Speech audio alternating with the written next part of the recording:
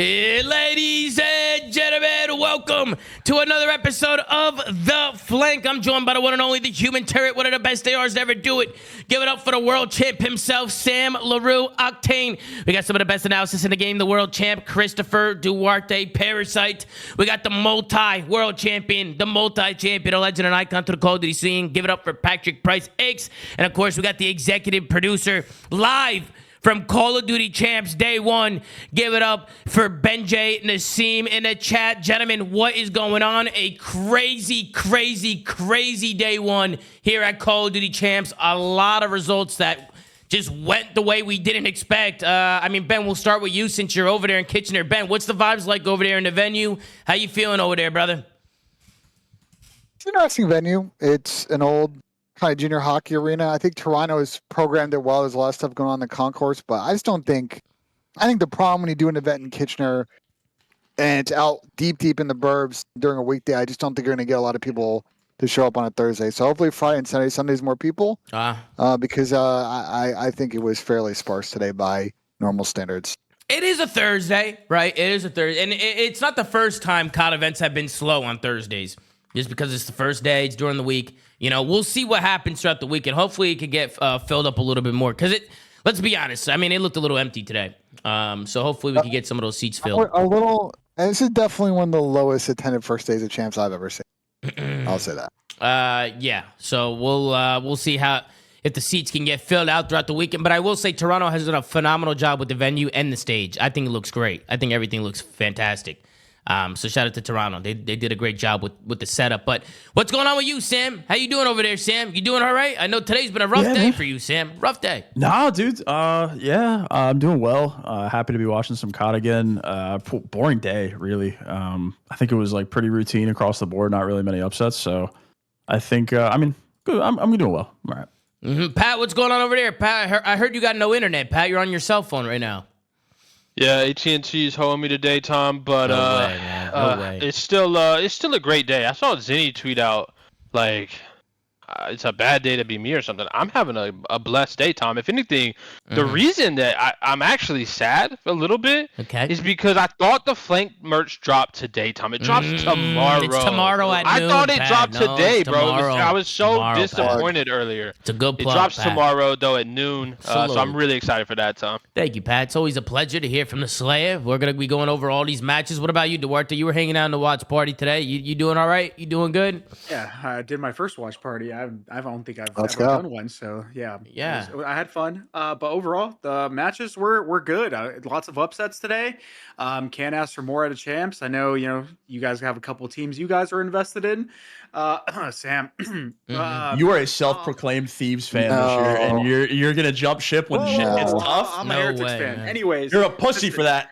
I'm excited because the more this bracket unfolds, there's a chance that we might have an unprecedented Champs winner. So, But we're guaranteed to get at least one team that has not made a final this year. Every team that has made a final, either in a minor or major, we're all currently sitting in losers bracket. Mm-hmm. Yeah, so it's a crazy tournament, bro. I can't wait to see how this plays out. We still got a lot of action ahead, but yeah. Yeah, Pretty good first day, can't complain. I up Taggy's mic as much as I can here. So Duarte, you might need to do something on your end. What happened, Ben? Were you gonna say something? No, I said that we're getting at least one team, maybe two, that have never made a final so far this year. Oh yeah. So could get weird. So we got 4 matches to cover today. Before we get into the 4 matches, there was some Black Ops 7 leaks today.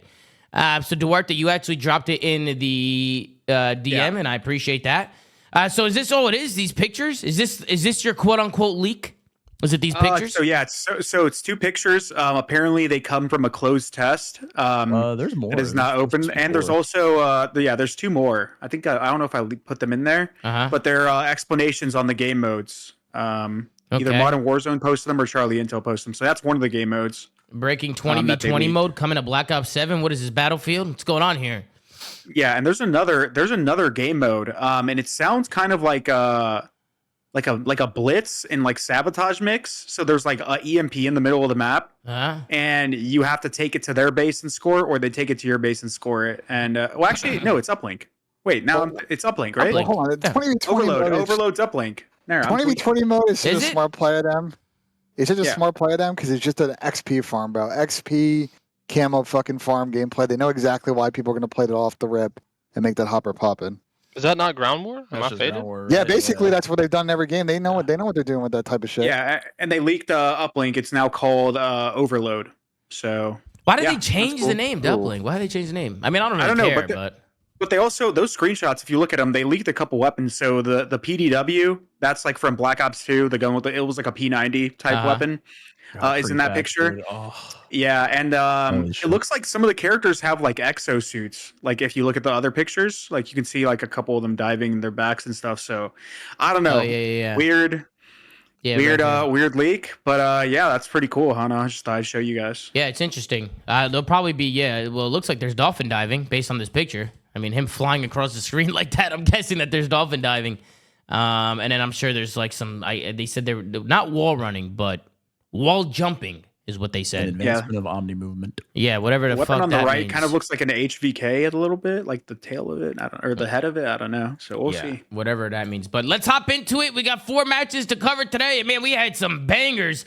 Let's hop into the first matchup of the day. We got the Vancouver Surge going up against the Miami Heretics. This one ended in a 3-1 finish in favor of Miami. It was Vancouver who came out in the map 1, the Vault Hardpoint, and they actually slammed Miami 250 to 105. It wasn't even close.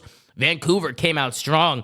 Then we go into the dealership search, and Miami were able to bounce back there. They ended up losing the first couple rounds in that one. I thought Miami was about to get blendered, but then they come back, they win the search, and then they just transition that momentum to the rest of the series because the Volt control 3-1 Miami and the Hacienda Hardpoint 250 to 156 in favor of Miami. So just great plays coming in from the Miami Heretics. We'll take a look here at the stat sheet.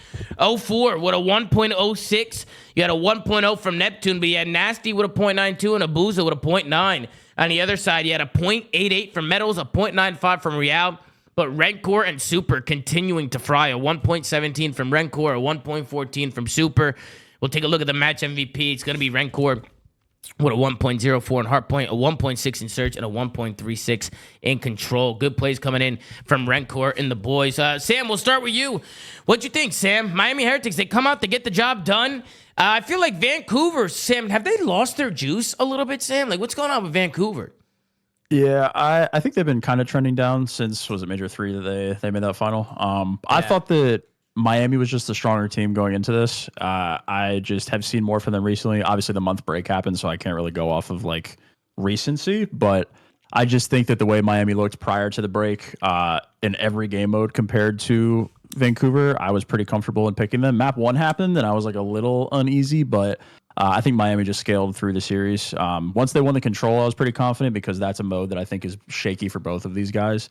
So getting a control victory in a matchup like this, I think pretty much solidifies the series. And I would much rather have Miami's S&D than Vancouver's. So it was a pretty easy pick. But I would agree with you. I think that they're definitely trending downwards. Yeah, we'll go to you, Duarte.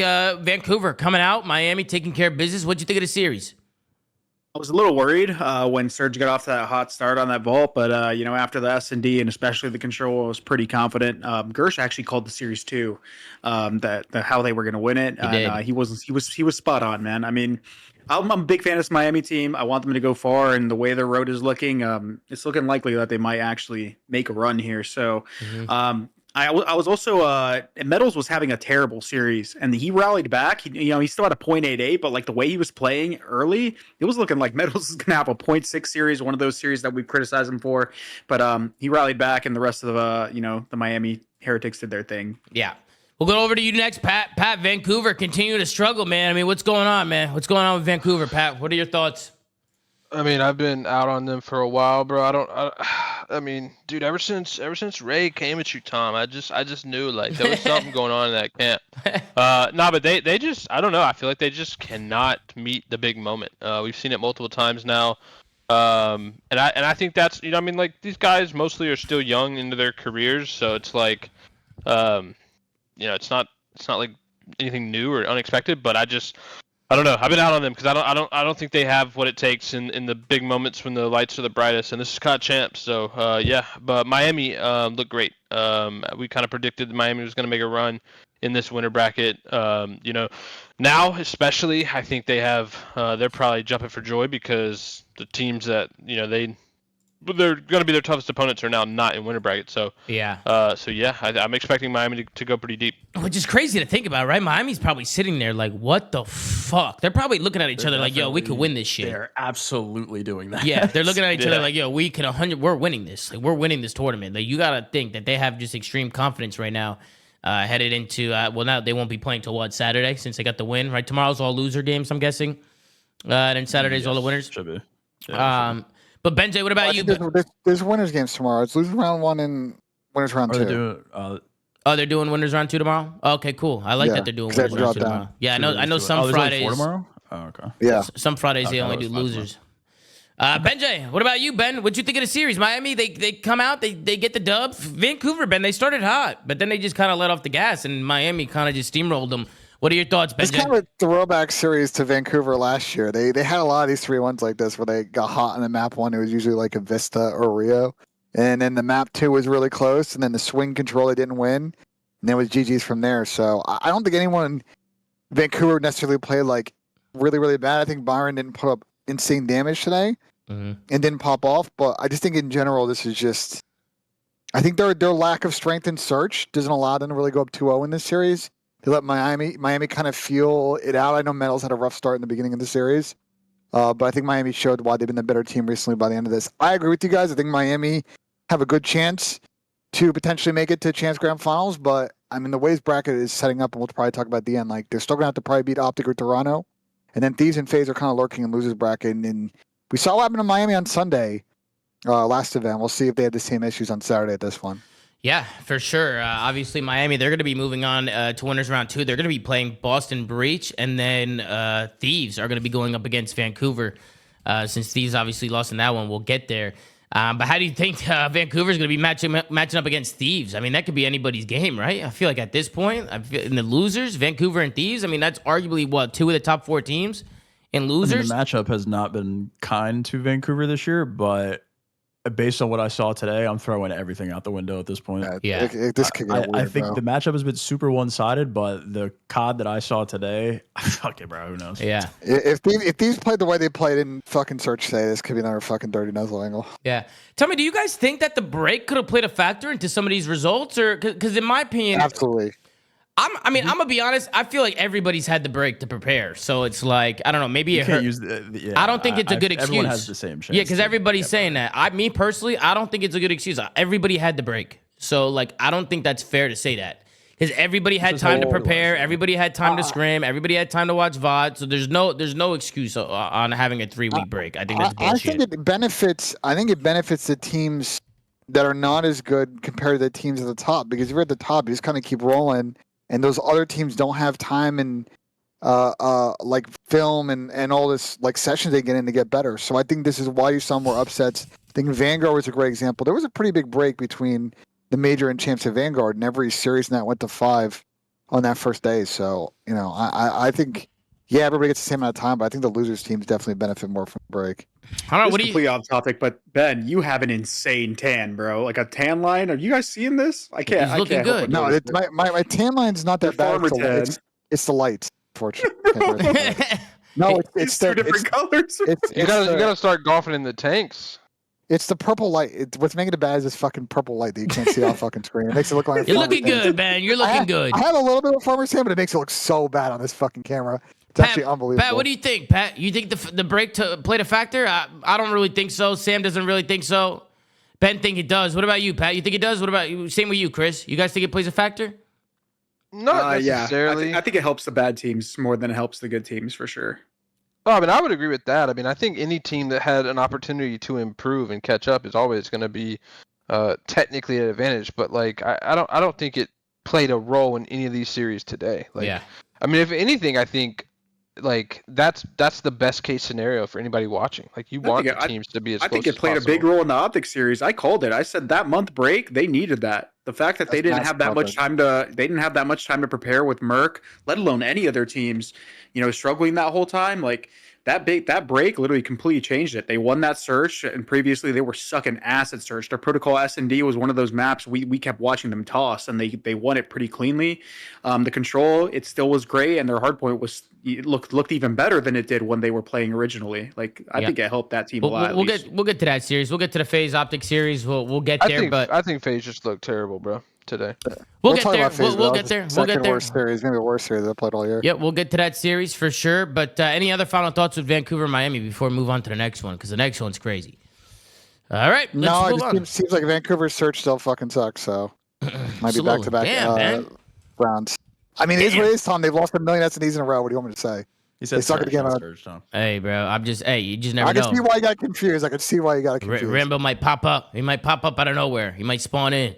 But let's move on to the next series. Next series of the day, we had a Los Angeles Thieves going up against the Boston Breach, and man, first upset of the weekend. That break, bro. That break. Boston fucking Breach get the job done. This is the second time this year that they have taken care of the LA Thieves in winners round 1. Correct? I just want to make sure that's correct before I start this. Yeah. Has it been a Neslo both times? Is this the biggest? No, they won hard points last time. Is this the biggest upset in champs history? I don't know. I feel like there's been a lot of champs. This is probably definitely a big one. Well, like in the bracket, Optic went losing an AW was a big upset, wasn't it? The Optic Dynasty. No, because they lost teams against second all year. C9 beating them in BO3. Shout out Pat. But just to get into the series, Volt Hardpoint was 250 to 199. LA Thieves actually get the W on that one. Their P4 holds honestly were just so strong on that map to just pretty much led them to getting that W there. Then Boston Breach, they bounced back in the search. Hacienda 6-2, and that one wasn't even close. Then we go to the control, and we go into an overtime where Boston Breach were able to close it out. Then Rewind Hardpoint. That was actually Boston's pick. They lose that one 250 to 132. So great bounce back from Thieves, but ultimately it comes down to that red card S&D, and Boston Breach win that one 6-3. We also got a Boston Breach legend. We got a Call of Duty legend in the chat. Give it up for Call of Duty champion Doug Sensa Martin. Chat's going wild. Chat's going crazy right now. Shout out to Doug, man. What's going on, Dougie? How you doing, man? Let's take a look here at the stat sheet. See what's going on. We got Envoy with a 1.08, Dan Ghosty with a 0.93, Hydra with a 1.12, and Scrap with a 0.92. On the other side, you got a 0.9 from Cammy, a 1.05 from Awakening, a 1.10 from Purge, and a 0.9 from Snoopy. We'll scroll down, take a look at a match MVP. It's going to be Purge, with a 0.79 in Hardpoint, a 1.36 in Search, and a 1.86 in Control. I mean, that S&D and Control numbers are just crazy from Purge. I mean, this guy has just been unbelievable this year. He's had his moments, bro, where he's just, we talk about it all the time. Like Purge's takeover and his like ceiling is crazy, right? Like when he hits those modes. Against fucking Thieves and FaZe and like teams like that, you know? Yeah, when he's hitting those modes, he's insane. But Duarte, we'll start with you in this one. Boston Breach, they come out, they get the W on Thieves. What happened, Chris? These are the tournament favorites right now, losing in the first round. I mean, from your perspective, what do you think happened here today for LA Thieves? Well, I think Boston changed their S&D game a lot. They took a page out of Heretics' book, and the way they deathballed around the map when gaining advantages or like quick rotating was insane. I think it caught Thieves off guard, and Thieves failed to adapt. I also don't think that the scoreboard that we just saw, like on the bottom there, gave enough love to Snoopy. And that both S&Ds, which they won cleanly, he was also unbelievable, making amazing plays and like frying. So yeah, I mean, shout out to Snoop, shout out to the Boston Breach. They made this one an insane series. They're making the tournament a lot more interesting. And on the Thieves side, I mean, yeah, they just failed to adapt, bro. I don't know what it was. They were playing very slow. They were playing scared. They were giving away a lot of kills. Envoy got first blood maybe 4 or 5 times, I think, in the S&D. They were just getting isolated. Boston had such a good read, and LA Thieves had absolutely no answer for them in those S&Ds. Yeah, Sam. Obviously, these are your boys, man. I was feeling for you during the watch party. I wasn't bantering at all, Sam. I wasn't bantering at all, and I want to get your thoughts, Sam. I mean, we'll get to your fucking series. Yeah, you fucking asshole. What did you think, Sam? What did you think? It was great Neslo from Boston. I mean, the 2 and 5 were clean as fuck, 6-2, 6-3. There was not really much room for interpretation on those. I mean, losing control is you're the best control team, I think, historically. Like, I think they beat out Cold War FaZe at this point in the season. Maybe not anymore, but they were right there. Losing a bread and butter game mode that you're the best ever at COD Champs round 1 is pretty inexcusable. The hard points were clean, but that was kind of expected. They've been pretty good at hard point all season, but I mean, the way in which they lost this series, you can't lose control like that. I know it's a game or a round 5 on Vault. It could go either way, but the dominance shown throughout the season to be the backbone of your success throughout the majority of the year, and you show up to the biggest tournament and throw it away in round 1 to inevitably lose the series because of it. That one fucking hurts. And the searches were basically what Chris said. I think Boston adapted really well, which is weird because I think it was believed when Thieves played Miami on a Hasi, they did a really good job of adapting to what Chris said, that like death ball mentality of like getting a pick, regrouping or rewind, excuse me. They played Miami really well in that same like fundamental way. And then against Boston, they kind of just gave them exactly what they wanted. The Bloods were not close at all. And Boston capitalized. So hats off to those guys. Second time this season, they beat them in round 1. For sure, yeah. I was taking a look at the ending and the control because at the time when looking at the setup, like Thieves had a pretty good setup here. But then it all kind of just collapsed. Paco gets picked from Art. Dan Ghosty exposes himself, P4. He goes down. Sam, I remember in the watch party, you thought Ernie was in a good spot. And then he gets picked out without getting one. And then they just kind of find themselves stuck here. So it was an 8v8 that turns quickly into a 7v4 in a matter of 5 to 10 seconds.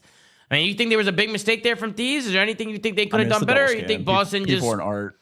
You can't scam out of P4 and Art. When you play that setup and like you can't, no one's gonna get a trade if anyone does, right? Yeah, they're just all so far pushed out. And Dill has a sub on the street, so it's not like he can actually put down like meaningful damage when they touch the point, which is why he ends up like kind of looking like he's not doing anything. Yeah, because he has to like get an angle with a sub, which is fucking hard when you're across the map. So yeah, I think the double scam P4 and Art, and then obviously Ernie not getting one here, kind of just that's the catalyst. Well, the problem is once they die P4 and Art, Ernie's kind of fucked. To be honest, they're pushing his mid. Everything.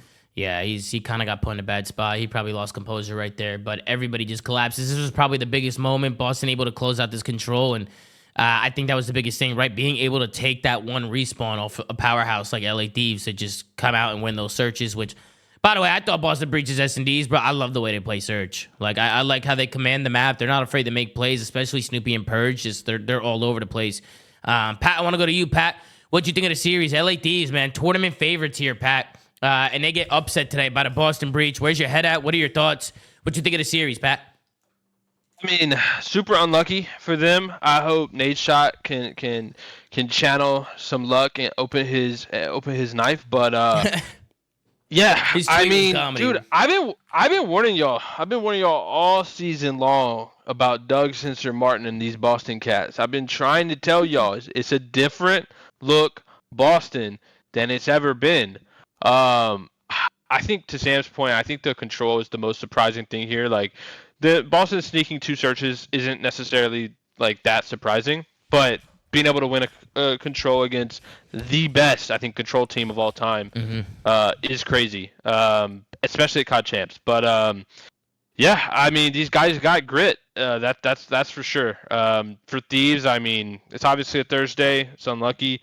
But, I mean, it's a bad look for them. They should have came in day one and made a statement for how good these guys have looked the last, 3 months now. Yeah, it's a disappointing loss. Are you capping, Pat? The chat's saying that you're capping and that you're lying in 4K right now. Is Pat lying right now? Lying about what? I don't know. I've been warning us about Boston all year. I've been saying how Doug Spencer Martin you have been took guessing the reins, and it is a different Boston. That's just been what I've said all year. Yeah, but you did. If you've been watching, if you've been watching the Flake, you know. No, you have been ranting about Doug Spencer Martin all year. That's a fact. He has been. Yeah, Doug Spencer Martin at the helm of the Boston Breach. That is what I've been talking about. But I will say though, none of us had Boston winning this series. Come on, bro. We did not. Oh no, for sure. You know what I mean? I wasn't saying I predicted this. I'm saying I'm not surprised. What did I say on the show? Oh, here goes Ben. Here he goes. What did you say, BenJ? What did you say?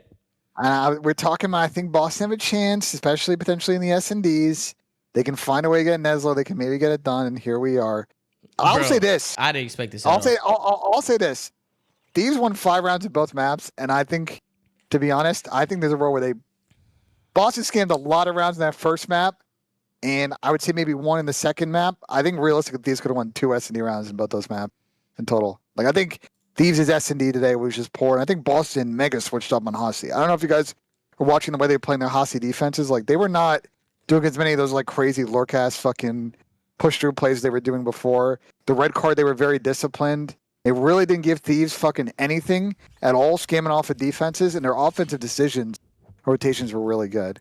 Yeah, one Like, thing you don't see they try- often is Paco Yeah, one struggling more- like this in search. Go ahead, Benjay. What were you gonna say? Bro, and one more thing is, like, I actually liked what Boston was doing on red card. They're trying to hit these timings to get bottom stage, and it never really worked out for them. But, like, there was a dimension the way they were playing that last map that I think would have paid off at the end, even if it had actually fucking gone this. Mm-hmm. Yeah, I think Paco dropping a donut in search was crazy to see, but I haven't seen Paco get shut down like that in a long time. I mean, no, happens to everybody, man. it does, Joe had Sam. like a It does, 2.0 in man. S&D Happens last to event. everybody. Sam, they're saying somebody said it took after Sam in the chat, It man. happens to the best of us, man. He's one of the greatest of all time. Boston obviously get the job done. I mean, they're moving on here, and they're going to be playing the Miami Heretics. I mean, bro, this is a situation where I think Miami and Boston are both telling themselves, yo, we can actually do this. Right? So, like, I think that match tomorrow is just going to be so important just for, like, camaraderie and momentum and just confidence, especially with Miami and Boston. Like, it's just going to be a absolute bang out. But what about you guys? Match for top 3? Well, Yes. Meanwhile, yeah, for top 3, but meanwhile, Thieves are going to potentially have, like, top the 4. hardest losers. That's fucking. No, That's listen to insane. the That's losers bracket insane. along That the is Thieves that I insane. have now. If Thieves is going to win this tournament or get to at least final, they're going to have to beat Vancouver, obviously, tomorrow. They have to beat either Optic or Toronto to make top 4. Likely, considering how easy the bottom side of the bracket is, they're probably going to have to play FaZe for top 3. And then they may have to play fucking Miami or Optic. Like, they're going to have to probably legit play everybody else that's top 5 in this tournament in order to actually. We'll see if they can do it. Yeah, I mean, we'll see. Does anybody in here believe that Thieves can make this run? I mean, Clay was saying in the speak that nobody's ever won champs from winners round or from losers round 1. There has been a couple teams that have gotten to the final. I've gotten finals. Yeah, I feel like winning a tournament from losers round 1 is like it's a grueler, bro. Like you got to be ready for a grueler. Well, hold on. I feel like that's a little bit different. Like when it was a 16-team bracket, I feel like it was a obvious, like that is an insane grueler at champs. Yeah. But now, I mean, they only got to win 4 games, right? 5, maybe 4. And they get a reset. They get a reset If they going win into 3 grand Yeah, games, and in you the don't losers have final. the advantage. So it's more possible now than ever. I'm saying, like, yeah, 5 gets in the championship, 4 gets them into the grand final. I'm looking at the bracket. Do you guys think they can do it? You guys think they're doing it? What do you think? You think they're making a run? do they play FaZe? If their S&D is Thieves play strong, Surge. Potentially Thieves- 2 rounds Thieves- down the line. they'll play FaZe for top 3.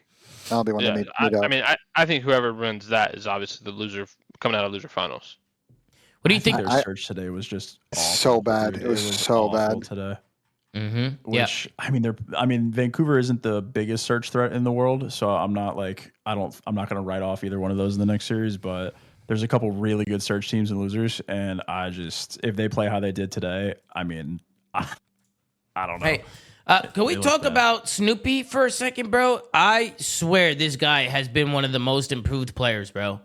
It's just his decision making. I feel like he's always mechanically been a good player, and we've always talked about Snoopy and his mechanics and how he's a good player. But I remember when he first came into the league, his decision making was kind of a little rough. And I mean, when you're looking at him now and you're seeing him at COD Champs, bro, he's been making absolute plays. He was 11-3 with a 3.67 here in the map 2.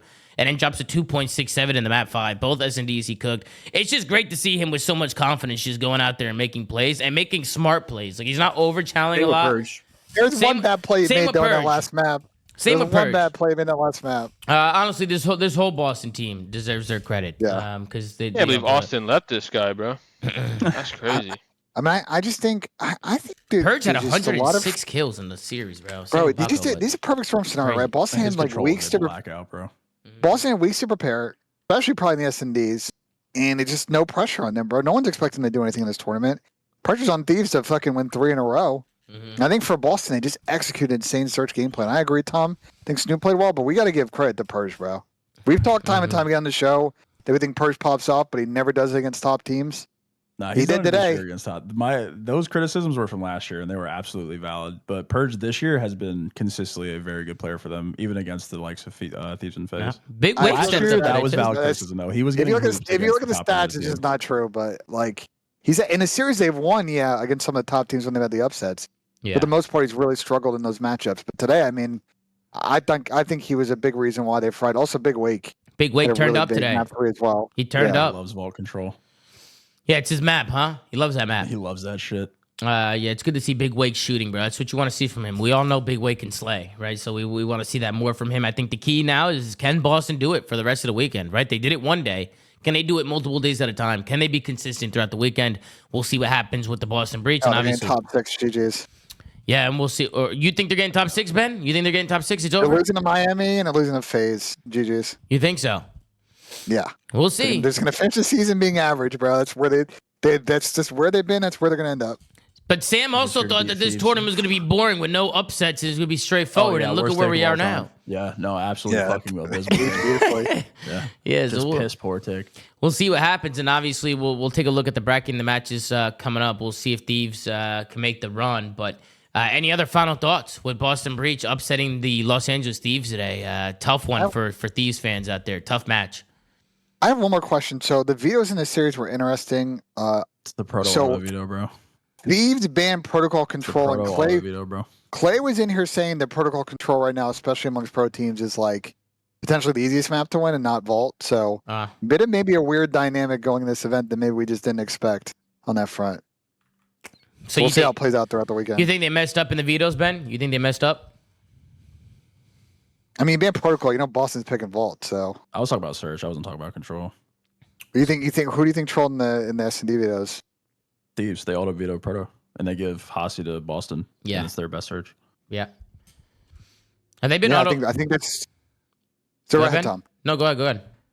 I was saying that's just a case we talked about, Sam, where teams are just.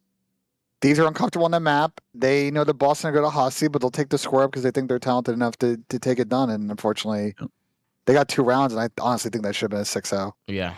Well, Boston Breach get the W. Ben thinks they're getting top 6 and getting double smoked the next 2 matches, but I don't know. I mean, that a match like that against the favorites, bro, that could do something to your mental, bro. You go to bed and I think you're gonna win this shit. You start visualizing routes and you start visualizing, and next thing you know, you're fucking looking out on the ceiling like it's Queen's Gambit. Yeah, you bro. see Hacienda on your fucking ceiling while you go to bed. Yeah, exactly. So we'll see what happens. I'm sure Boston's feeling good. We'll see if they can keep that going. But let's move on to the next one. Unless anybody else got any final thoughts. Pat, Chris, any thoughts? All right. Let's move on to the third series of the day. We got Toronto Ultra going up against the Carolina Royal Ravens. And man, did Carolina piss me off for this one. Toronto with a 3-1 victory here over Carolina, 250 to 117 in the first map. Toronto coming out hot, but then Carolina bounced back on a surge 6-4 in that one. And then the next 2 maps, in my opinion, were both trolls from Carolina. I thought they gave up both of those maps. The protocol control they gave up at the very end in the overtime, Toronto was able to close that one out 3-2. And then the rewind hard point, just big mistakes towards the end. And Toronto were able to clutch that one up 250 to 230. I mean, I thought we should have saw a map 5 here 100%. But we'll scroll down here and take a look here at the stat sheet. We got a 1.13 from Beans, a 0.96 from Kleenex, a 0.93 from Insight, a 1.31 from Joe Deceives. Jesus, Madon, what a series from Joe Deceives. That is insane. Gwyn needed some help today. Gwyn with a 1.17, 108 kills in the series. Joe had 110, by the way. But everybody else on his team, negative. A 0.93 from Slasher, a 0.8 from TJ, and a 0.82 from Dylan Rex. Everybody on Gwyn's side getting kind of pooped on here today. We'll scroll down, take a look at the match MVP. Doesn't surprise me to see Joe Deceives up there. Look at these stats, man. A 1.33 in hardpoint, a 1.14 in search, and a 1.32 in control. An amazing series coming in from Joe Deceives. Pat, we'll start with you in this one. Toronto Ultra, they get the job done. Clay had Carolina going all the way and winning champs. He had Slasher winning a second ring. And that... we don't know what drugs Clay's taking nowadays, though, because that is insane. That's what he said. But I will say, listen, I know a lot of us here, and we talked about it this year and last year. We've been on Gwyn's ass a lot about not performing on LAN. Maybe it has nothing to do with LAN, bro. Maybe it has to do with the number of people in the crowd. Because 30 people in the crowd today, and he was shooting against a good team. You think so? It might be the. How did he play? How did he play in the college gym? The college gym. Oh, last event? That was a high school gym, I thought. I don't remember. How did he do? I don't know. Maybe I got to test your theory if he plays Bruh. if he played well there too. Nah, that's crazy. Might- though. There's no way to might be crowd, the bro. best. Crazy People, what bro. guys saying. What the fuck? Don't But, I school Miles mean- Gwyn like that. Don't school Miles and Pat. Gwyn played great today. Pat, he's fun. He was hard baiting a few times, but he shit, I would've- did. He did. That's what I was saying. He fried. Especially that's the good, bro. biggest moment. Like if we're talking about the guy gets nervous on land, like this is the biggest moment against a good team. Yeah. And he was him. This was an online Gwyn series, but unfortunately, Joe Deceives was too much, and there was just too much to carry on the side of the Ravens. But yeah, I mean, I think we all expected this one. I guess except Clay for whatever reason. Yeah, Clay. I don't know. He saw a vision. I think he saw a vision. But Benjay, what'd you think? Carolina, they come out, in my opinion, maps 3 and 4. Again, I want to watch back the end of those because I feel like Carolina just completely tossed those away. But what did you think, Benjay? What'd you think of the series? I think Carolina. I think this could have been a 3-1 Carolina. Map 1. Could someone explain to me why Carolina had like 3 ARs times 4 ARs on the map on Vault, and they just looked so fucking slow compared to Toronto? No, I just feel like they Carolina were- being slow. Who would have thought? They felt so Yeah, off man. meta on that map. They just felt like they were fucking absolute like stone fucking boots on the map. I mean, it's The Carolina. dealership was good. No, go ahead. Wait, hold on. We've called it metal boots for I think 15 years. I just How called did you stone just boots. come up with stone boots? I know. I just call it stone boots, but dealership was clean at Carolina. I don't know though. Those last 2 maps were so winnable for Carolina. Like they actually look good for majority of that protocol control. Is actually mind blowing. They were playing well. And the rewind they had in their fucking hands and they tossed it away. So yeah, man. I just think for Carolina, unfortunately, with the bracket draw, I think their road's going to end tomorrow, and it's going to be a tough end of the season for the boys over there. What about you, Sam? What'd you think? What'd you think of the series? It went as expected result wise, but the way in which that it happened was just the most like Ravens ending of the year. I don't like the way that they lost map 3 with Beans jumping off the map and then somehow still losing the round in the last second A cap. Yeah. Into like throwing a P5 to P1 at the end of the rewind. I mean, this team since the Vivid roster change, I think they're like 2-9 or something, like 1-10 in that area. It's just been a downward spiral for the majority of the season from their hot start. So, unfortunately, expected result. And I think Joe played fucking phenomenal COD today. I thought he had a blackout series, same as Gwyn. The map 1 was like the weirdest scoreboard I think I've ever seen in my life. Jamie had 3 minutes. Gwyn was like 40 and 20, getting 100-point clubbed. It was like it was genuinely one of the weirdest maps I've seen. But Yeah. Unfortunately for Ravens, it was about business as usual.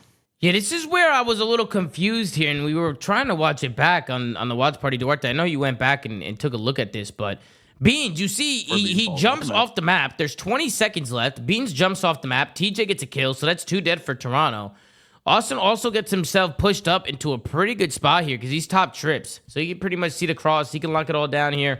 And the kills are still going down from Carolina. But what happened here at the end? How did Toronto get onto this point and cap this here? You can see with 4 seconds left, Austin gets like another Dylan one. Beans redeems himself. Oh, hold on. They get like 3 kills. Are we a fan of what Dylan Rex did there? Like just sitting on gun? I mean, Like, I no, think I said this during the watch party. I said, Dylan's can you push up? Can you move?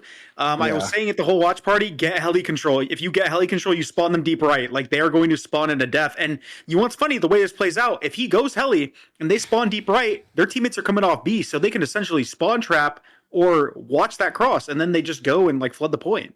And then he didn't move it. He gets pinched. And then he doesn't play off Austin's contact too. Austin gets the guy that goes right one shot, but he goes the other way. He goes left. Yeah, he goes left. He goes left. Well, he's right. But Yeah. you know what I mean. I hate to say it, but Dylan had kind of a disaster class today, and I think tomorrow he's kind of playing for a future league spot.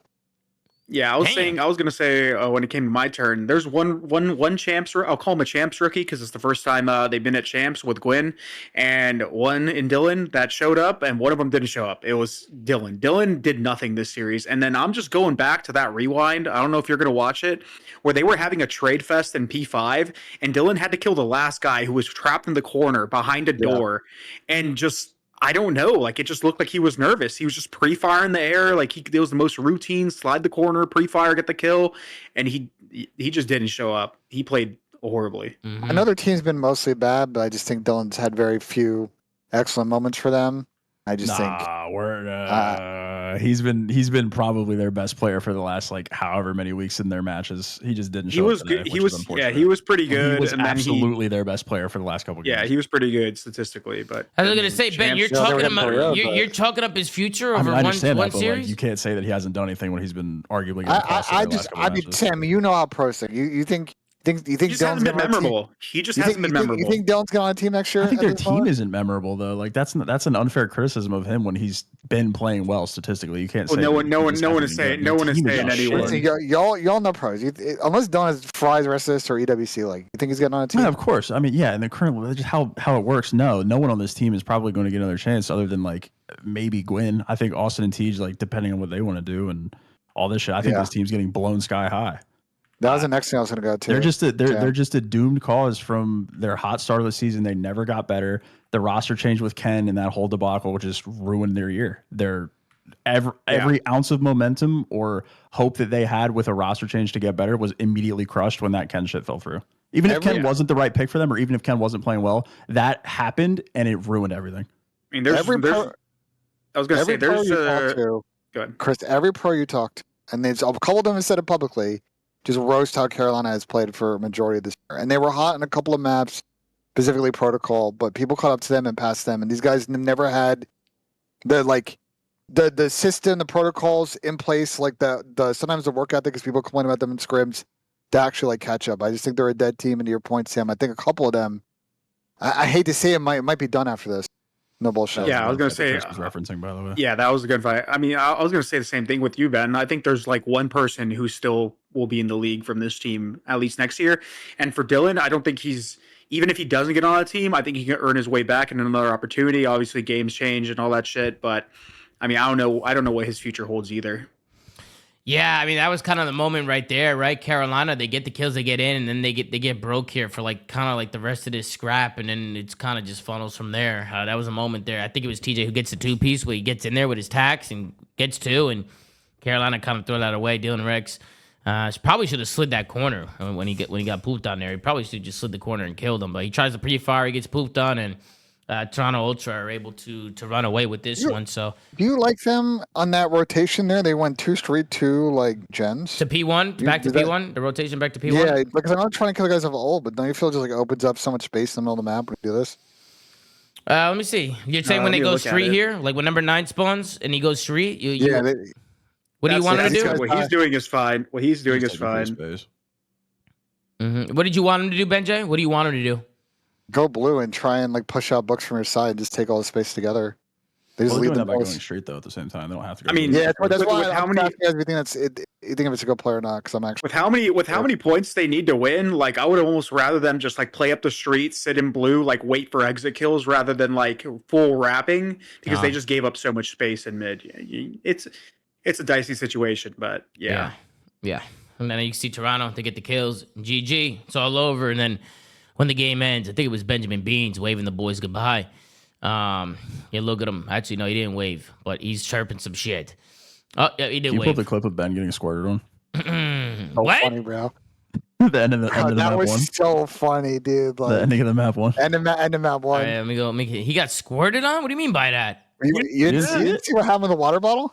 No, I didn't. I must have missed it. Yeah, go to the end of the map 1 and the player can It's gonna be good. I must have blacked out. That's when Duarte said that sus shit, and I left and I muted out. That's got squirted on. I wasn't lying, bro. I thought you were just being sus, bro. No. Yeah, I'm never sus. I didn't know what was going on. All right, let me see what's going on here at the end of the map. Let's see. Toronto Ultra, 2 seconds left. Does this play out? The fuck's going on? Just played out. There we go. Oh, did it skip? Oh, it skipped over it. Let me rewind it. There we go. Yeah, it skipped over it. Wait, what the fuck happened there? Yo, what the fuck? Is he squeezing the bottle? Is he squeezing the bottle? He might have overfilled it or squeezed the bottle too hard. Yeah, either that or he like was just air trapped in there and there was released when he flicked it out. Wait, that's actually fucking comedy, bro. Wait, let's slow it down here. Let's put it on a little slow mo here. Oh, there's somebody fucking tossing shit in the crowd too. People are tossing shit, and I don't know what's going on over here. But yeah, Toronto Ultra get the job done. Any final thoughts with Toronto Ultra here getting the job done and over Carolina? Carolina to go and sent to the losers bracket. They're going to be playing, who's Carolina? They play FaZe. Carolina's going to be matching up against FaZe, which I'm going to be honest. We'll see you, Carolina. Toronto's S&D is a real problem. They got to stop playing deal. I'll sit next to Aroma on the couch all day. Shit. These guys have continued to lose another fucking dealership. And beyond just dealership, they're on they've lost 5 of the last 6 S&Ds that they played, I think. Going back to last event, their S&D is really poor. And I think if they play Optic like this tomorrow, they're going to get whomped. Yeah. Any other final thoughts, guys, with Toronto or Carolina or any of these guys? All right, we'll take a look at the bracket too at the end and give our thoughts, our final thoughts anyway. But let's move on to the last series of the day. We got Atlanta FaZe going up against Optic Texas. Optic have not taken down FaZe this year. They haven't, right? Optic, just want to make sure somebody fact check me on that. Optic hasn't beaten them, right? Not. Optic has not beaten Atlanta FaZe this year, but we're here at the biggest tournament of the year, Call of Duty Champs, and Optic Texas take down FaZe 3-0. And I'll be honest with you, it wasn't really close either. It felt like they were getting absolutely boo-bopped. They were getting shit on today. Hacienda Hardpoint to kick things off, 250 to 204 in that one. Optic Texas coming out hot. Protocol Search, 6-3 win there. And then the Hacienda Control, a 3-1 victory for Optic, a comfortable 3-0 over Atlanta FaZe. Let's go down and take a look here at the stat sheet. You got a .65 from Draza in this series and a .73 from Simp. So Simp and Draza struggling here in the lane department. You had a 1.0 from Abizi and a 1.09 from MC. On the other side, you had Dashy with a .96, but you had Hook with a 1.28, Mercules with a 1.45, and Shotzi with a 1.08. Mercules with a 1.45 as a rookie. Yeah, I was about to say, it is first cut champs. That is insane. Just ask a question before you that keep is going, fucking Tom? insane, bro. Go ahead, Sam. Can I Go ask ahead. one question? Go ahead. Who does Optic play tomorrow? Optic Texas will be playing Toronto Ultra tomorrow, Sam. Interesting. Yeah, that's all. That's interesting, Sam. That's interesting. That's all. Yeah, That's just, all. yeah. They That's already all. beat him once online, right? Or was that the major? I can't remember. Match MVP Just trying to probably remember going to be how many shots I Mercules. watched. Yep, match MVP is Mercules with a 1.19 and Hardpoint a 1.6 in Search and a 1.79 in Control. Man, I'm going to be honest. I can't gas this guy enough, bro. A rookie coming in. He works his way through challengers, proves why he needs to be in a league, gets into the league, and just doesn't disappoint. He takes every opportunity as they come. It started with him getting the opportunity with Toronto, and he did not disappoint with that. And now he's finding his way onto the biggest organization in Call of Duty, and he is just absolutely just running away with it. Because I didn't drop him, all right? I backed out of challengers. I backed out, all right? I dropped the whole team. I backed out. Okay, we picked up Merc. You could have picked him up again. We You picked up didn't. Merc for a reason, bro. We picked him up. Once a stallion, always a stallion. All right, and Mercules, he's making a name for himself. Hey, listen, apparently dropping him led him into a good fucking spot here, guys. I mean, he ended up on Optic Texas. You dropped him to beat your team at Nah, Chance. the US Customs is really the MVP, bro. They didn't let Beans in. They got this guy on the team. Man, this and is some everyone else took bullshit. note. But hey, Merc, he's been playing unbelievable, bro. He's been just like insane, bro. He's insane. I do want to highlight though. I know the stats are showing Merc. Hook today was nuts, bro. Every time FaZe where had all an my guesses advantage gonna today, go. every time FaZe had an advantage today, Hook would come out the woodworks and just pop a 2-piece or a 3-piece and just shut us the fuck down. And that was tough to watch, bro. Hook was just everywhere, bro. He played phenomenal today. And Sam, I mean, you were saying it on the watch party. Hook arguably is probably their, I don't know, he might be their best player this year. He might be their best player this year. Months ago, and I got cooked for it, bro. Oh, Dashy. Bro, Kyler has been, from the beginning of the season to this point, their best player. I know Merc is new, and he's fucking entertaining, and he's exciting. Yeah, I get that. Kyler has been their best player the entire season. Yeah. He he's is the been nuts. most complete version of himself. I don't think this is mechanically his best COD. I think he is, as a COD, like a COD player, this is his best title ever. Yeah. The amount of scams and like crazy what the fuck moments that we've seen from Kyler this year compared to previous seasons, I don't even think it's close. It's almost fucking none. His ability to lead and respawn for this team, most notably in the listen-ins, is fucking unbelievable. I didn't even know they had that in his bag. I think Kyler has been by far and away their arguably the most improved player this season, but he's the most complete version of himself, and he deserves all the gas in the world because he has been unbelievable for Optic. I couldn't agree. I couldn't agree more, bro. He's been making plays. You can tell too that he's just putting in a lot of time, a lot of work. And I'm sure they've gotten a lot of practice with Merc now, and they're starting to get some reps. And they're just looking comfortable. I told you, even last time Optic played FaZe, it was a close match, and arguably could have gone either way. So it's just, now Optic with a little bit more practice under their belt, getting Merc in there, like, these guys are looking scary, bro. They've looked like a completely different team ever since bringing in Merc. But Pat, I want to go to you, Pat. Optic Texas get a 3-0 victory here against Atlanta FaZe. Where's your head at, Pat? What did you think of the series? Go ahead. Well, to start off, I mean, I talked about this, I think, yesterday on the flank. I was telling y'all, it's kind of scary for this FaZe squad that, they're already considering retirement. They're already putting a date on it. We've seen it with LeBron. He's kind of just slowed down now that he's, like, kind of committed to, like, hey, it's only got, like, a year, 2, 3 left. But I thought they just looked horrible today. Draza specifically, I'm not saying the series was his fault by any means, but I want to call out the fact, like, the guy that, has this crazy record against Optic in the CDL era, like, that shit don't mean nothing if you can't get it done at champs, right? Like, I've always said that. So obviously he didn't get it done today. I thought FaZe as a whole looked pretty bad. I think, Ben, you said it. This was like one of their rougher series I think they've had this year. Second worst series. My second. And then since you brought it up, I mean, look, Tom, that Zenny thing is crazy, bro. Think about this, Tom. Mm-hmm. It's been 6 weeks since the last tournament, Yeah. right? I don't even play COD. I don't stream COD. Mm-hmm. And as soon as Optic wins, like as soon as they win, right? You think they be celebrating? The first thing on Zenny's mind is me. It's crazy. You really can't teach that, Zenny. Hey. You motivating them, Pat? You motivating them? Yeah. I'm just saying, the little green men, they've been paying rent for me for a long time. But yeah, I mean, obviously, Mercules was incredible. I think, Sam alluded to it earlier. They're going to play Toronto tomorrow. I'm still mind blown that Toronto didn't make more of an effort to keep him when they had him. I think it's going to hurt them, bro. I think it might hurt them tomorrow. Oh, for sure. For sure. They should not have let go of Merc, bro. I mean, this was called from a while ago. Like, you could see this coming a long ways out. And Mercury, I mean, yeah, we can give credit to Hook, but, like, Merc has been insane since he joined this team. And he's been insane, period, since he kind of got into his opportunity. But yeah, I mean, rough series out of FaZe.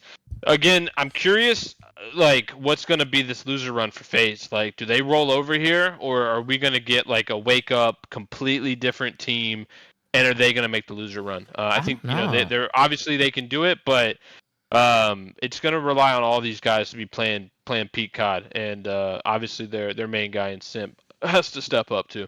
I mean, FaZe did not look good today, bro. They did not look good. They were getting outplayed like tenfold, bro. They were getting smoked today. They actually looked a step behind today. Optic was a step ahead on everything, and then obviously some big highlights and some big plays, some big individual plays, but. Today, they did not look comfortable today playing against Optic Texas. Optic definitely took them out of their comfort zone a little bit. I think it was interesting because I think whatever they obviously had some sort of pregame plan because they ended up going Team A in this series, which very rarely happens. They're usually more comfortable dictating the middle of series. They went Team A and picked Hasi map 1, which they usually go Team B. Surprised by. They always go Team B almost. Yeah. And they went Team A and picked Hasi map 1 and immediately got punched in the mouth for it. I think mixed it up recently. Whatever game planning they had going into this match, I think that they just kind of missed on, in my opinion. Mm-hmm. What do you think? I think they've been picking Team A. I think they've been picking Team A sometimes recently. We've talked about this on the show. I thought FaZe, the Optic today played just about as perfect as you can ask for them. I think a lot of credit to those guys. How they executed. I thought their teamwork was on point. I thought the protocol was really clean. Just they were all on the same page on FaZe. It was just a lot of single chows. And Zach had another bad series. He is now, I think, not dropped above a 1 KD in like 5 straight land series going back to last major, so he's got to clean it up. That's probably Sim's worst series of champs like ever in his career, so he's got to pick it back up. He hasn't gone positive in 5 straight series on land? I think going back to Major 4. I can double check that. Yeah, that's crazy. But Zach didn't play that good in Major 4, so I'll tell you right now. That's insane. Zach, it's 4 straight. So Zach dropped 0.97, 0.92, 0.82, and out of 0.65, 4 straight. Damn. The only positive he got was at the beginning of Major 4 when they played C9. So, like, I know they have a lot of talented players on FaZe, but 0.6 is just not going to get it done. And then for Simp, obviously, he had a rough one as well. And I think when you got 2 players just not really shooting back, it didn't seem like FaZe's teamwork was on point to begin with. They weren't taking chalice together. This is what you get. Mm-hmm. Play stupid games, win stupid prizes. I think the only kind of silver lining for FaZe is that because of the Boston upset, like their side of the bracket that they're going to potentially have is, I mean, Carolina and then probably Boston to make top 4. I think they're probably going to cruise. Can you imagine if it was FaZe versus Thieves in the losers bracket? Can you imagine that? That would be. It's going to happen for top 3 if we get there. If they both get through, it'll be one of the first matches, I believe. But they can both get top 4, right? They can both get top 4. They can both get fucking top 8 if they lose tomorrow. No, but I'm saying the bracket will allow them both to get top 4, right? Correct. Yeah, correct. Yeah, because the 2 teams drop down. So like FaZe will play a team that comes from the top side. Either Miami or Boston, and either Toronto or Optic will play Thieves. Yeah. Okay. Brucey tweeted, "It's just FaZe at champs. Ultra tomorrow. # brick by brick." Big Brucey. That's the first time I've seen that. Well, I wouldn't say it's the first time. That's one of the only times I've seen Brandon talk shit to FaZe in a while. Yeah, he's talking some shit. Yeah, he's talking some shit. So he's letting them know. What the fuck is that picture? I don't know what Sam. What are you tweeting, Sam? What is going on here, Sam? What's going on? Fitting. You thought it was fitting? You thought it was fitting for the occasion, Sam? You thought it was fitting? Yeah, I mean that's what they did to FaZe. Look at the size of that head. Jesus, man. Fuck. It is an inside joke, by the way. I think, bro, like if this tournament might play out the way I think it does, which is now I think Optic's got a very good chance to run this all the way to grand finals. I think Optic might have been the biggest beneficiary of this break. I know it's early. We still got 3 more days of this tournament, but it's looking that way right now. That they benefited, but like I don't want the break to be like the reason that the results are happening. But I think that they utilized it. Well, the break allows a team with talent to get better and progress. Yeah, like the reps and things like that because they were a newer team. I think that's what helped. And the interview that Damon had with Lottie, it seemed like that they just went about it the right way. They had the mentality, putting in a lot of extra time and just trying to like. Well, I talked to Brandon yesterday, and they seemed very confident. And they felt like they, again, were able to use this time efficiently to catch up in the way they need to with the squad and get the kind of understanding. I thought that might not come at this event, that would come at EWC, but they might be in a pole. They're in a pole position, I think, to score off against Miami. And if they play S&D like this, I think they can definitely get to the grand final. I was early with literally every single one of my takes that I've had about like this whole like Merc situation, the Optic situation in FaZe. I literally said that this break literally is going to benefit them a lot because they were so close to being so good very early on, and they needed those reps in search. They needed all that practice time. I was early with the fact that Mercules is fucking godlike because he had literally the highest Slayer rating back in the first stage of the Elite when he was playing with his team on there. No, and listen. This is insane self-suckage. I'm serious this though. Is unreal. And I was early. No, I'm not done. And I was early with the fact that FaZe, for some reason over the last couple years, they get to a peak at some point in the season, but when they get to champs, they don't elevate. They stay the same team. Arguably worse here, but they stay the same team, and all these other teams improve and they beat them at champs, bro. And I don't know what it is, but I feel like they struggle. They struggle to elevate when it gets to that final event again. And look at this shit here. It's the same shit that's happening. Figures? Bro, this guy Bruce celebrated. It seems like since Vanguard, they might be, Sam. I broke them. Since the finals, they've really struggled. They just don't improve and get to that like level again. It's weird. Well, this is probably the second. To be fair, this is probably the second. I mean, the only series they played worse than this was when they got 3-0 stomped by Carolina in December. And I don't know if y'all remember after that, they didn't lose for like a month straight. So like, I do not remember that. This is probably the second worst series they played as a team. But I think if this is another weekend where I think they're gonna get better at top 6. But if they get like 4th lose to Thieves, like I just think I'm gonna have a confidence now this team just has a problem when it gets to the fucking last event of the season. Yeah, I'm gonna be honest. Then they go to EWC and fucking win. So I don't know, like. If FaZe don't close out the year strong, I worry a little bit about maybe a potential roster change. I just don't think that team looks at second place being good enough. And I mean, as of right now, they're not even close to second place. I mean, they still got to make the run to second place, but you know what I mean. Like, it doesn't matter. Like, even if they make the run, like unless they win, like I just don't know. Like, I don't know what's gonna happen with this team. And obviously, we still have EWC. But, which, by the way, you guys think there's going to be changes before EWC? Before we go into it? I fucking hope. I'm going to watch these dog shit teams play at EWC. It'd be cool to see some changes and to see some roster changes, a little roster mania before the Esports World Cup. What do you think, folks? You guys got some roster mania coming in? I think all of the teams that didn't attend champs should make changes and probably will make a couple, but yeah, I don't really know what else. I don't think any of the teams that go to champs are going to make changes. Yeah, nonetheless, Optic looked great today. I could see them making the run 100%, especially after the way that they look today. And to be honest, I mean, I think they've looked good since they picked up Merc. I saw a difference in them immediately. So we'll see if they can make the run and ride this all the way to the grand finals, man. I'm sure they're feeling good headed back to the hotel right now. So we'll see what happens tomorrow. But let's take a look at the bracket going into tomorrow. I can see winners round 2. We got Boston Breach going up against Miami. We got Optic going up against Toronto Ultra. And then the losers bracket, man, we got Thieves versus Surge and FaZe versus Carolina in the losers bracket. Loser there would be going home. So crazy matchups coming in tomorrow, man. Crazy matchups. I can't wait to get into it and see what's going on. Why don't we give our predictions and go down the line here? So we got Boston Breach going up against the Miami Heretics. Man, this is close. This is hard. I bet you think Boston's going to get bounced, but I don't know. After a 3-2 victory against Thieves, like they might be feeling good going up against Miami. It might be closer than you think. I am going to lean more towards Miami just because I think arguably they're probably the better team throughout the year, so I'll probably go Miami in this one. But it wouldn't surprise me if Boston came out and won this series and made a run. I think Boston looked good today, so if they can come out with that same fire tomorrow, we can see some consistency in Boston Breach. They could be a pretty scary team, so I'll go with Miami in that one. I'll go 3-2 Miami. I can see it being a grueler, but what do you think, Chris? What do you think of the series? I'm going to go Miami, what do you think but about Miami and Boston? I'm going to go Miami, but I'm interested to see how these S&Ds played because when watching Boston earlier against Thieves, it just seemed like they took a page out of Heretics' book. So these S&Ds could get fucking weird. 100%. So you're going Boston? I'm going Miami. No, I'm going Miami. You're going Miami, sorry. Sam, who do you got? Miami. Got Miami? Why, Sam? Just because? Yeah, I just think they're a stronger team. I have them getting, I think, top 3 was my original prediction. And I've been a big fan of Miami since the change. They've just been a stronger, more consistent team. All right, what about you, Benjay? What'd you think? Mr. Turtle stat here. The only losses Heretics have had since the last qualifier match at Stage 2 have been to the top 3 teams. Thieves, FaZe, and Ultra. They've beaten everybody else. And I just think, yeah, Boston seems like doing some good gimmicks in S&D, but Miami have seemed to have no trouble against these type of teams. And I think at best it's going to be a 3-1 Miami. 3-1 Miami? Yep. All right, what about you, Pat? The Slayer. What do you think? South Beach, for sure. South Beach. So you got Miami? It's Boca Raton. You got Miami, Pat? Yeah, I got Miami. All right.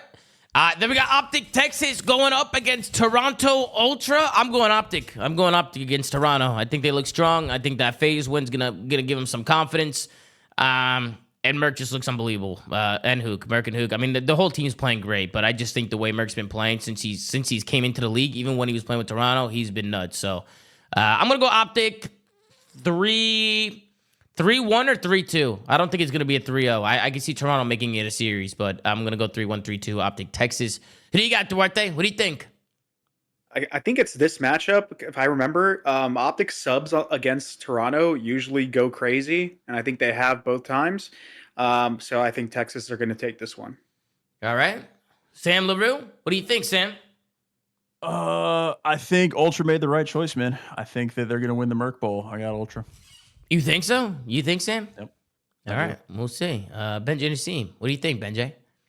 I think Toronto's got a big S&D problem. I think Optic looking flow, and I think it's a 3-0 Optic. Yeah, Sam, why are they going crazy, Sam, when you said that? They're going. It's just chat. I don't know. No, what's going on? Everybody get off my fucking Johnson today about not. It's because he is reverse jujuing. He's reverse jujuing. You see what he's doing? He's reverse jujuing, bro. Reverse jujued. He's doing an alley cap, bro. He's doing an alley cap. Reverse juju to my life. I actually don't think he's reverse jujuing, and I agree with Sam. I don't think, I think Optic's looking great right now, but I don't think they have anyone to contend with Joe Deceive, so I'm going to go Toronto Ultra 3-1. Yeah, but how the fuck is Toronto going to win searches?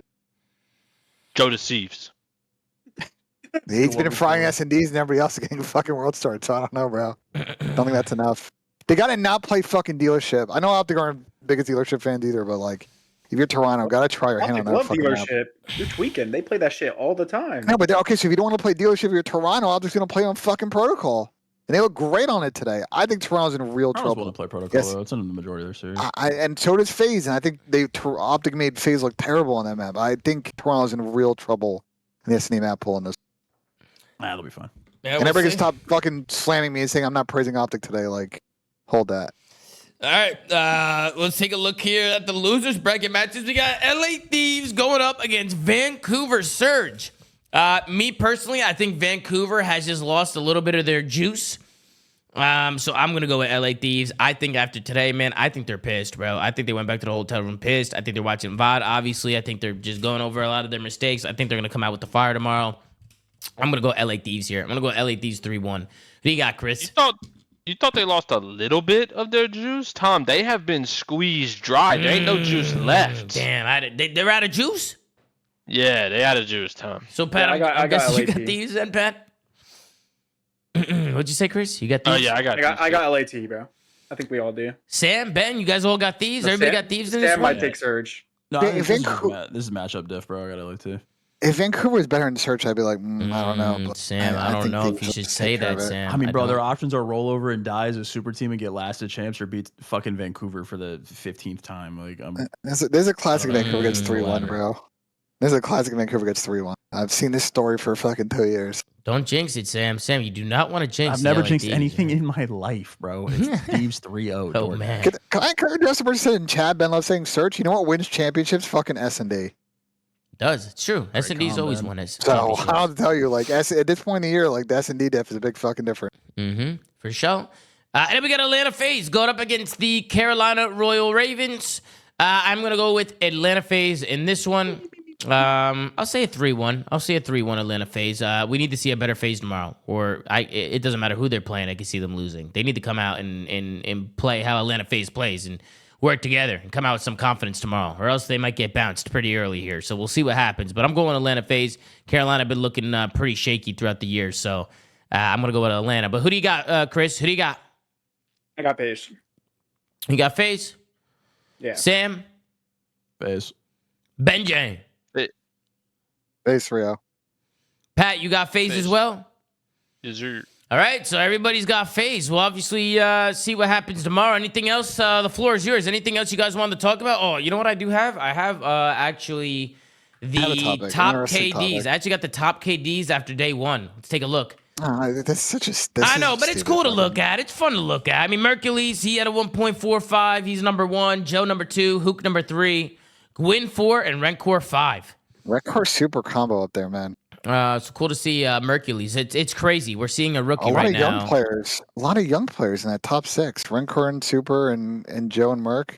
Get the old men out, bro. It's You time got to to think retire. these old bastards. You know what I mean? They're losing their hands a little bit because the youngins are coming in and they're putting on. They're making a name for themselves. Benjay, the young guys are coming in and making a name. It's cool to see. It's And cool to see. we got Ernie. We got New Ernie talent. down there in 23, and I think similar to the FaZe conversation about breakers, we might be a couple of days of having a combo about when Ernie might be having some champ issues in his career when he's pretty good at every other event. So we're set up nicely for the weekend. I have another topic, Tom. Yeah, go If ahead. you don't mind, there's some very interesting news, non-COD related, but might be COD related. Riot Games announced today that they are allowing betting sponsorships. Yeah, I saw that. In Yeah, I their did see that. ecosystem, and they put a whole post about how they're going to manage it. The fact that some of the money from the betting sponsorships are going to go to tier 2. So I think they've kind of now been Isn't the that first one to hilarious after go. That whole scandal happened. Yeah, it's actually pretty funny. I asked around the industry. It's really funny when the last couple of months, asked around the industry, and everybody was kind of waiting for one publisher, whether it was EA, Activision, Riot, or someone else, to be the first one to allow it. I think you're going to see the floodgates now from everybody else. Now that Riot, who are arguably, I think, have the biggest game in League of Legends, are the first one to do it. I'll be honest, bro. Especially with That's the exactly what this team needs. the economics of esports. I mean, like whether you care about the gambling shit or not, I don't think esports survives without like these gambling Yeah, deals. they need it. becoming- And they need it. Like, bro, like you can hate gambling and be fully against it and whatever, but like if you actually care about esports, I actually don't see a profitable, not even a profitable. I don't even see a path forward for esports without it. No bullshit. It's not even just the esports thing. And I don't Honestly, have any like skin in the game. That's genuinely just what I think. I saw some post on our soccer a couple of days ago that like a large majority of the Brazilian league, one of the bigger football leagues, probably top 7 league, have a gambling sponsor. There, almost every team in the Prem has either entertained it, and there's been rules about it. I just think even in sports now, seeing CS2, right? FanDuel and DraftKings in the NBA and the NFL, ESPN, I'm like pretty I think sure- the betting. Red Zone sponsored by DraftKings or something. Yeah, I think just the betting sponsorships in sports and esports are just there, and it's an easy revenue stream and easy partners to onboard. And I think for esports, Pat, I agree with you. The economics are tough, and I think the teams I'm just mind blown. Pressure to be able to do I'm it. just mind blown. It's been this long. No bullshit.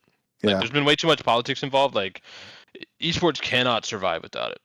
Yeah, it has been in the Prem, but it wasn't for a while. But everybody had one. What So was I think what was the response like, Ben, when they announced that? Were people up in arms? Were people pissed, or people didn't give a fuck? Like, what was kind of going on? What did people say about it? the sense I saw was one, people were very confused considering the Valorant issues. So I don't know if we'll get more soon clarity on what's going on with that tier 2 issue.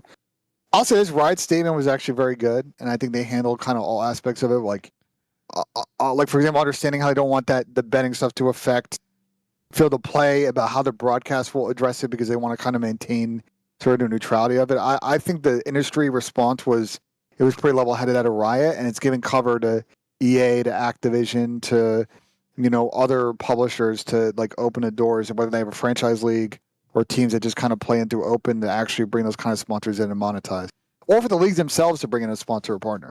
Mm-hmm. Yeah. Anybody else got any other final things they want to bring to the table? Anything they want to say? Anything that happened? Anything we should know about? Absolutely. Guys, tomorrow we have some incredible matches, bro. I'm excited to get into the watch party, get into the show. I'm just excited to get right back into it and do what we do. Friendly reminder, Dylan Attached will be taking my place for Saturday's show because I will be at a family wedding. So shout out to Dylan Attached for hopping in for me. And Kason will be taking over my watch party. I'll be here for probably the first game or two, but Kason's going to be taking over my watch party. So huge shout out to Kason and Dylan Attached for doing that, bro. They don't have to do that, and they're doing that.